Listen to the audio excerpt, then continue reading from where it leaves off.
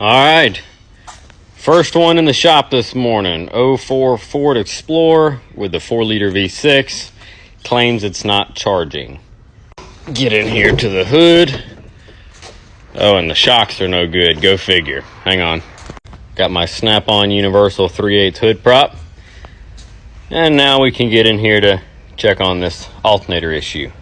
So over here, I've got a vintage. I say vintage. It's pushing 20 years old now. One of the Midtronics Micro 500s. We're going to use to test the alternator. But first, Mr. Patina in Politics himself in the flesh. How are we doing, Mr. Dillon? Pretty good. I've had my coffee already. Awesome. You don't drink coffee? Yes, I do. Since when? Since my 2-month-old gets me up at 5 o'clock every morning. So anyways, I was saying before Mr. Dillon showed up, we're going to take and plug all this crap in. Now, there's much more modern ways to do this, but this is how the pioneers did it, so that's how we're going to do it. Choose test in vehicle. Yep. Select input. Cold cranking amps is 850. Testing. Surface charge detected. Turn headlights on.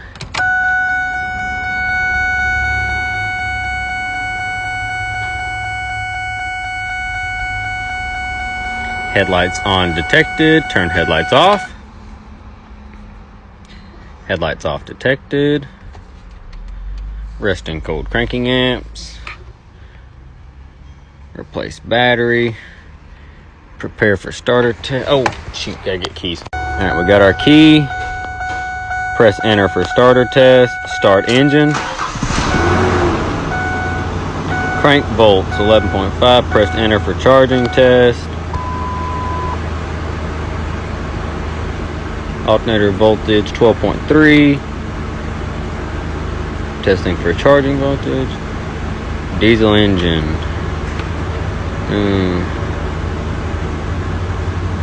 Charging system problem. No charging voltage. And there you have it. Diode ripple not detected. Charging system problem.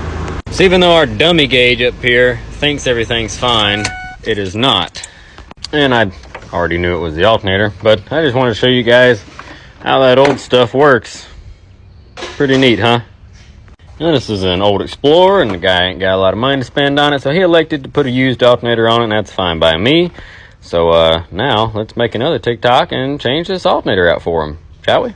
Alright, so starting off on this Ford Explorer, we're gonna knock our battery terminal loose, get that corroded nasty thing off of there. Fantastic, fantastic. Over here on our alternator, let's see, like a 10, maybe a 13, and then one electrical connector on the back.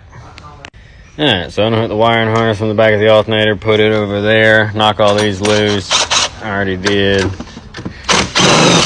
They put that airbox in a bad spot, don't they? But anyway, you can go ahead and get these front two out like this, and then once you do, we'll pull in here and we'll get this belt off with the one bolt that's left. So I got a fancy tool for this, but down here on the tensioner pulley, there's a spot right there where you can put a 3/8 headed ratchet down in there to rotate the tensioner. Well, we're going to use this bad boy with the 3/8 adapter. I'm going through this double-ended, it's like a gear wrench, if I can do it. Yeah, and then this is going to go down in here. The squirrels on my roof are going nuts. And then this connects into this end. Alright, so our belt's off now down there. I'm just going to walk this last bolt out by hand because I don't feel like going to the back of the shop and getting the little 3/8 stubby. And I'm almost there. Ta-da! And we'll take this one the rest of the way out. Boom. Save your little bracket. And here is your dead alternator. It can go into the pile of all the others. So my used alternator is still connected to the bracket, so we will remove it from this bracket, which they've got the bolts backwards from what this one was. Got our new alternator sitting down in here. Gonna start all 3 bolts. and then we'll go tighten them down. All right, little wire thing's back on, hot's on, our wiring harness is plugged in. Now let's slip this belt back on.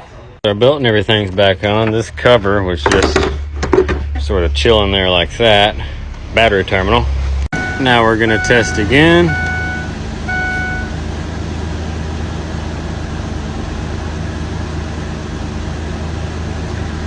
$14.39, $14.42.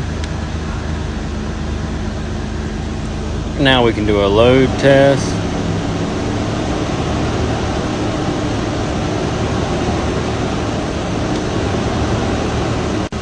And she passed.